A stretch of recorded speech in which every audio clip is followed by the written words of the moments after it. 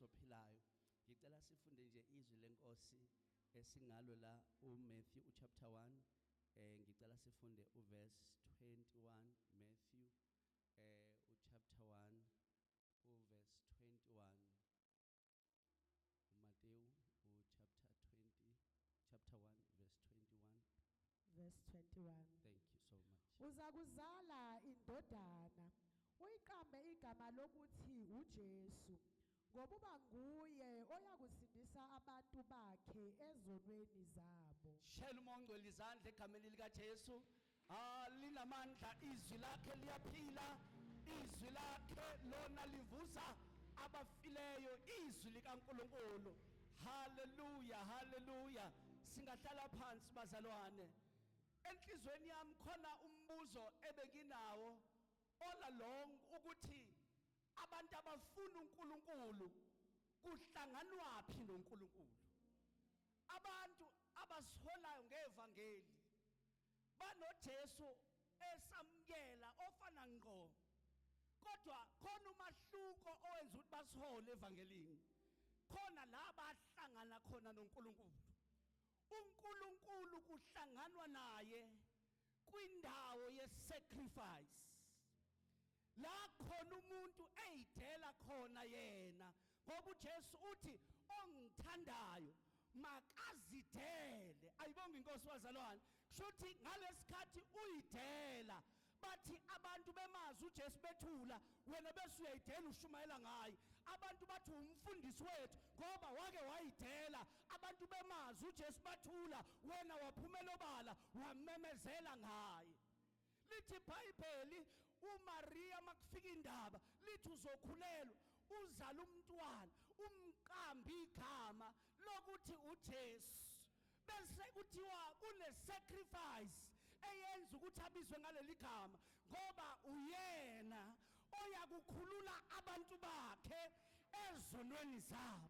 Bangcwele bengazi ukuthi mina bonke abantu abakaNkulunkulu, kodwa ngizwe uJesu ekhuluma nabantu ethi nina ningabakayihlo uSathane owayengumbulali ekuqaleni. Ngathi mina ayibo uJesu uthi kunabantu abangakaSathane. Ayibonga inkosi wezalwane, yini abanye abantu bangabe abantu bakaNkulunkulu? Lalela likhona into eyenzeka abazalwane ensimini yase-Edeni. Kona uAdam wadla emthini uJehova athe angadli kuwona. Uma onu Adam kwawa izwe lonke, kwawa ihlabathi lonke, abantu bonke baba abawuthi. uAdam esengumoni, kodwa ke bonile benjalo abantu ngaphansi kaAdam. Khona into eyavela, uAdam wazala uKhayini, wazala noAbela. Ngelinye ilanga uJehova wabiza umnikelo, a sacrifice. Kwasho ukuthi noma bonile uKhayina noAbela bezalwa uAdam ona, kodwa khona ongakaNkulunkulu, khona futhi ongeyena ongakaNkulunkulu. Bavelaphi ukuthi labantu bawu2 bazalwa abantu oyedwa kodwa bafana, bavela masekiwe kwi-sacrifice. Lithi iBhayibheli uAbela wakhetha umhlatshelo ongcono wawuyisa kuJehova. Wathi uAbela enhlizweni yakhe, ngizalelwe sonweni, yebo ngiyona, kodwa ngethembe umhlatshelo. Njengoba ngihlaba namhlanje ngikuhlabela, ngiyazi ukuthi kukhona umhlabelo ozayo oyohlatshwa uhlanze mina ezonweni zami. Sehluka emhlatshelweni, sethuka emhlatshelweni bazalwane. Sonke singamthanda uJesu, kodwa ama-sacrifices iwona pruvayo ukuthi singabakhe. Ayibonga inkosi womngomezulu. Kunebandla lokuqala, leli bandla kwakuyibandla labantu bama-sacrifices. Lithi iBhayibheli bathengisa ngemhlaba yabo, bathatha imali bayibekezanye enyaweni zabapostoli. Lithi babela izinto zonke, akekho wathi lokhu okwami lokhu okwami indaba benze njalo bathi siya-understanda akakwazi ukuba indoda umhlatshelo sibe abantwana bakhe sihluleke ukuba abantu bomhlatshelo wena njengoba ula khona into oyishiyile waba umuntu we-sacrifice ukuba khona kwakho la it's a sacrifice abantu bayajabula kodwa abashiya wathi ngazalwa indoda ye-sacrifice angikwazi ukuhlala phansi ngiyodumisa owenza umhlatshelo wathatha ukuphila kwakhe obabuhleli ebukazimulweni kaNkulunkulu wadela konke uyosemhlabeni ngoba ewumhlatshelo webazalwane ngizomemezela singabantu besacrifice noma singathukwa kodwa imhlatshelo izosikhulumela imhlatshelo inezwi iyakhuluma lithi iBhayibheli wathi mayeqeda ukuhlaba uAbela kwavuka umona kuKhayini lithi iBhayibheli wabulala uAbela kanti ubulala umuntu oronke ubulala umuntu wesacrifice webazalwane abantu abathakatha wena bathakatha umuntu oronke ngoba wena umuntu wesacrifice awukhulunyelwa umthandazo kodwa ukhulunyelwa nama-sacrifices oke wawenza iwona akumelayo phambi kukaNkulunkulu kungasathandazeki kungasafasteki kodwa iminikelo ama-sacrifices oke wawenza ayakukhulumela wabulawa uAbela wafa ngempela mayefa igazi lakhe lakhuluma kuNkulunkulu lathi baba ngibulewe wewe bazalwane njengoba kuKhisimusi akubona bonke abantu abazobulawa bese kuyathulakala khona abantu abathi mabefa igazi labo liyakhuluma ayibonga inkosi ngiyakuthandazela ukuthi ungabi yikholwa nje kodwa ube yikholwa le-sacrifice uqala ubuze ubani oklina enkonzweni ubani obeka iy'tulo ngoba ngiseyena lo mzalwane wakudala sengumzalwane womhlatshelo sengingasimoshi isikhathi sami ngiyothandaza ekuseni enkonzweni sengingasimoshi isikhathi sami ngiyoklina enkonzweni hayi angisona isilima umuntu ongacabangi kodwa I am doing a sacrifice unto the Lord azithi izinto zibheda zihlangahlangene ngingenamali bese ngiba nokuthula ukuthi Jehova imali yami isezandleni zakho I'm a man of sacrifice I'm a woman of sacrifice wena Jehova entabeni yakho ngiyabonelelwa be a person of sacrifice ngiyazi ukuthi uAbraham njengoba kuthiwa babokholwa namhlanje hayi ukuthi wayethandaza kakhulu lithi iBhayibheli wathi uNkulunkulu thabathi indodana yakho oyithandayo ngoba kwakufanele mabehlangana uNkulunkulu noAbraham bahlangane in a place of sacrifice ayibonga inkosi bazalwane njengoba ekhaya umuthunya uduba awukakabi umuntu wesacrifice ake kuthi engekho ophekayo nogeza izitsha usukume uyigeze uthi angibala amagema kodwa ngimbulelwe I'm a man I'm a child of a sacrifice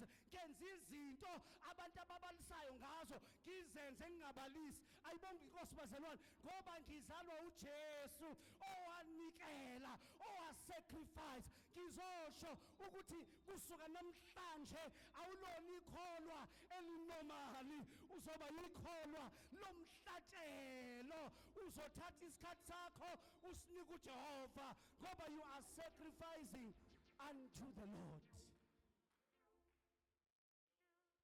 uDavide kwakuyindoda yemhlatshelo a man of sacrifice ayibonke sazalwane uSawuli wayehlele esihlalweni kwavela uGoliathi wathi uma kukhona ngapha kwaIsrael ongalwa nama ngihlule ngizomnikela wonke amaFilisti abe ngaphansi kaIsrael kodwa mangimhlula iIsrael ozoba ngaphansi kwami kwasho ukuthi khona indoda eunderstandayo ukuthi ukunqoba kwami akufihlakele intweni eningi, kufihlakelwe kwi-sacrifice.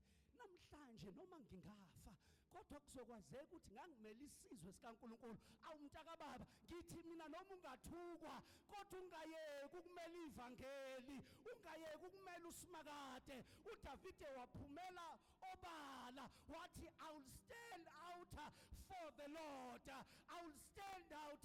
Noma uGoliath emkhulu enamandla kodwa ngizomela uJehova, ngizowutshela ukuthi noma inkinga zikangaka, continue to stand for the Lord. Yiba indodakazi, yiba indodana yomhlatshelo.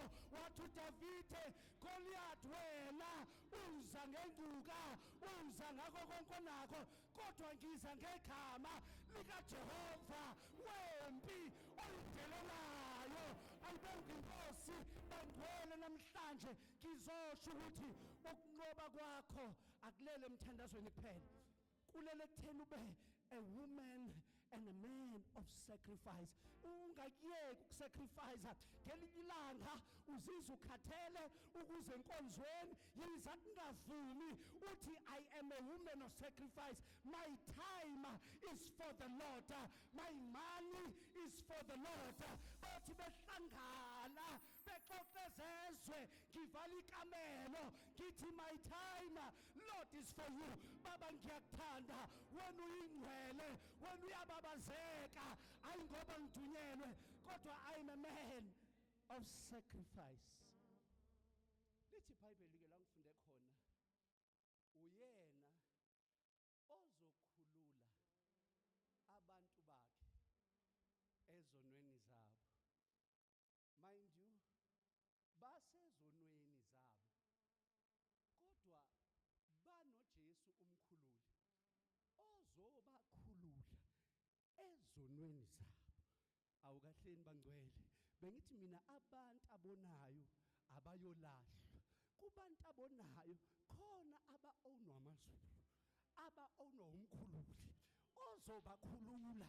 Noma ungabahleka namhlanje kodwa kuneplan emile emaphakadeni to set them free. Athi uDavide ugibe lwaphukile njengenyoni, ngoba noma ungaba sogibela kodwa amazulu aplana ukwaphula ugibe bese wena uyaphunyuka. Ngizokutshela ukuthi zizonyakaza ngoDisemba kodwa ngenxa yokuthi usacrifice leli hour wala, isacrifice yakho will talk for you before the Lord. Ukhamba kwakho phambi kaJehova kuzokhulumela, kuzokhulumela. Sebekulahlile abantu kodwa ukwenza kwakho kuzokhulumela. Uthi uJohn Mayibhala uyena ngicela uhambe nalombiko namhlanje. Mhlambe abantu bakubukela phansi kodwa ungabheka abantu, uyena ozokhulula abantu bakhe. Be sure noma ngakuthiwa usodakeni, you are owned by the heavens. Ungowamazulu, akusiwa abantu, awusiwe isikhathi okusona. It's just a moment bazalwane. Usize ezidlula kulo olesikhashana uJesu wake wasacrifice bazalwane. Isacrifice enkulu esiphambanweni kodwa uye understand ukuthi it's just for a moment. Ngizokutshela ukuthi usosizini useyinkingeni but it's for a moment. Ngenxa yamazulu ohamba nawo kusazondlula kuzobe ngathi akusiwena mzukwana, izinto zishintsha ngoba icebo likaNkulunkulu ngempilo yakho ukuthi noma ungangena eyinkingeni kodwa ungakhohlwa ukuthi wena uya-ownwa uyena ozokhulula abantu bakhe. Into ekubeke la ukuthi ungokaJehova. Kahle kahle abantu bathi ukukholwa akukufanele kodwa yena uthi ungowami. Ukukholwa kungakufanele, ukukholwa kungakufanele. Khona abantu abalaphandle abafanelekile othi uma uhlangana naye nasebhenki uthi ngathi incekule, uthi uma ubheka athi cha ngikholwa ngisindisiwe, uthi cha kodwa kuyakufanela. Kanti le nto ayingokufaneleka bazalwane, iya ngokuthi uya-ownwa yini amazulu. Uyena ozokhulula abantu bakhe ezonweni zabo. Ngizokutshela ukuthi kuney'ngibe usathane akufasele zona ngakuzo lezi zinsuku ezimbalwa, kodwa wena uhamba nomkhululi ozokuhlenga, ozokhulula. Uzohamba uhlabelela ingoma yokuthi ngikhululiwe, ayibongwe inkosi ngoba ungokhululiweyo kaJehova. Angifuni ukufakazela kule ndaba yami ukuthi akusiwena onamandla okuyikhipha enkingeni. Yazi nabantu bangasindiswa bangakholwa bathi ngeke ngikholwe ngingakakuyeki ukuthi engithi uyena ucabanga ukuthi uyayikhipha, kanti lithi iBhayibheli uyena uKristu oya kusindisa abantu bakhe. Noma ungathanda ukuphuma kodwa uma ungasiyo wakhe, inkinga ilapho bazalwane. But njengoba sisacrifice abazalwane, njengoba sidela konke, singaba kaNkulunkulu. I-sacrifice yakho, ngizokhalela into eyodwa ngawe ukuthi ungabusaphela amandla. Khumbula izinto ozenzileyo. Sengivala abazalwane, ngaze ngakhumbula uHezekeli owayegula ephansi kokufa, waguqa wabheka odongeni wathi ake ukhumbule, I am a man of sacrifice. Khumbula okuhle engake ngakwenza, because when you are a man of sacrifice, noma ngabe usengcupheni yokufa, kukhona ama-sacrifices ayokhulumela kujika izinto. Ngithi ungayeki mntakababa, ungayeki, ungayeki, ungayeki, ungayeki, ungayeki, ungayeki, ungayeki. Kunomama wala ukhulisa ingane ehluphayo, but you are a woman of sacrifice. Ungakhathali, ungayeki, i-sacrifice sazokhulumela mntakababa. Ungabusakhathala. Ngiyazi ukuthi ikhaya ophuma kulona i-stressful, liney'nkinga, kodwa ungakushintshi ukuba wena. Be a man of sacrifice. Yiba umhlatshelo set, uyokhulumela umhlatshelo wenzayo. Ama-sacrifices akho ayokhulumela. Ayibonga inkosi bazalwane. Kukhona abantu abasezulwini abakazi bamamukela uJesu, kodwa bagcina imiyalelo kaJesu. Angisho bazalwane, azange baphakamisa isandla bathi ngiyamamukela, kodwa ama-sacrifices ababekezulwini. Ngithi noma ungaba lana, kodwa kungagcini la. Be a man of sacrifice. Ibandla lakho alingafu khona. Next year wothi ngiyashintsha, I'm a woman of sacrifice. Izinto zongithola ngendlela. I will pray for my church. I will give for my church. I will stand for my church. Izinto ngeke zonakale zikhona. Bayothi bemokha behleka, but I am a different person. Ngiwumuntu womhlatshelo womnikelo. Ngima esikhaleni izinto zihlangahlangene. Awungiyaxusa mntakababa, isesale usuba umuntu understandayo ukuthi i-sacrifice ayiweli phansi. It will stand. Uma usuphansi wena besiyakhulumela sisukume hlelo umoya ongcwele izandla. You are a man of sacrifice. Umuntu womhlatshelo. Give your time to the Lord. Give everything to the Lord. Ngoba ungomhlatshelo wena. In Jesus' name. Hallelujah. Siphakame sonke sime ngenyawo sizothandaza egameni likaJesu.